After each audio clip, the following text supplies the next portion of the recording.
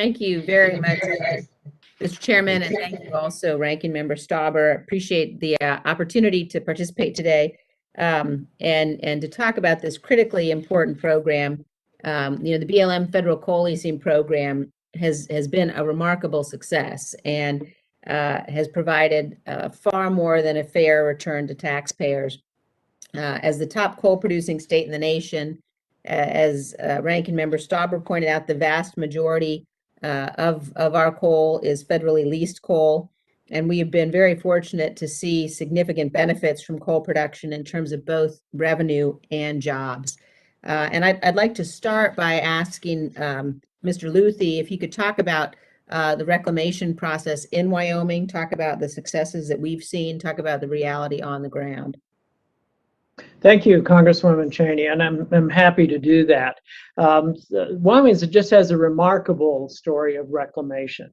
Our mines are all adequately bonded for the full cost of third-party reclamation, and we do contemporaneously reclaim, which means as the mine is developed, we reclaim behind it. Just to give you a few figures, there's 176 plus total acres that have been disturbed. 92,000, almost 93,000 of those acres are in either phase 1, 2, or 3 of reclamation. And 50,000 of those 92,000 acres are already back in agricultural production. So that leaves you just under 37,000 acres that are also in long-term facilities. These would be that are buildings, railroads, things that are not, or that are the last thing to be reclaimed. But that only leaves 46,000 acres of active disturbance at this time. So we're very pleased the way the reclamation is going. Thank you very much for that. One of the other issues we hear frequently, Randall, is the opponents to the federal coal leasing program make the assertion that renewables could replace the jobs and the revenue that we currently see from coal. And of course, Wyoming proudly produces both renewables as well as our fossil fuel industry. So could you just talk about, based on your experience, whether either with respect to reliability of the grid or revenue or jobs for our communities, renewables are in a position to be able to provide the full kind of replacement that some say? All right. Thank you, Congresswoman Cheney. Let me say from my experience, this is how it works. Usually when you have a coal mine and a coal-fired plant, you may have 300 employees at one or both, maybe more employees. So you have several hundred employees.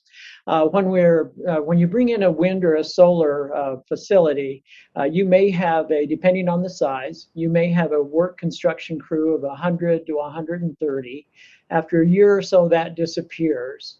And then we are down to a regular maintenance crew of about 30.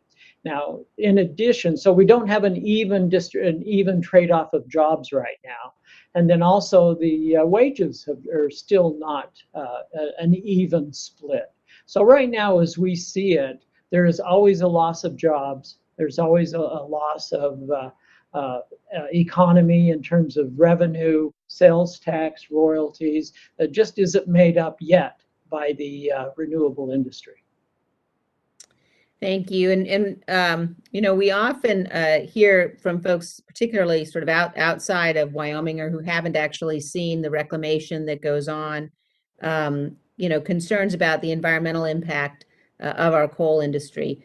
Could you talk a little bit, Mr. Luthi, about the extent to which NEPA review goes on under the current BLM coal leasing framework?